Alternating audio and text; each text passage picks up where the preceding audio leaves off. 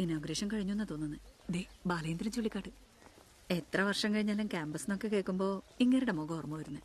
മിസ്സിന് നല്ല പ്രായമുണ്ടോ? നമുക്ക് ക്യാമ്പസ് എന്നൊക്കെ പറയുമ്പോ ദുൽഖർ സൽമാനൊക്കെ ഓർമ്മ വരാം. ഫാത്തിമയല്ലേ കമന്ററി? Yes sir. ഇവിടെയാണോ പഠിക്കുന്നത്? അതെ സർ. നല്ല അസലായിട്ട് കമന്ററി പറയൂ ഈ കുട്ടി ഫുട്ബോളിന്.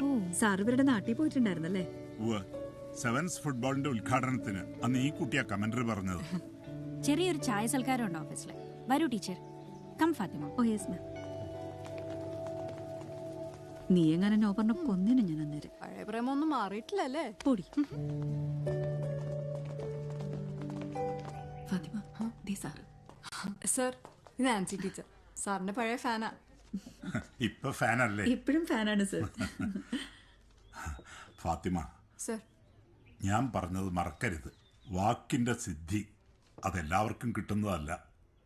കമന്ററി പറയുന്ന പെൺകുട്ടി എന്നതിന് ധാരാളം സാധ്യതകളുണ്ട്.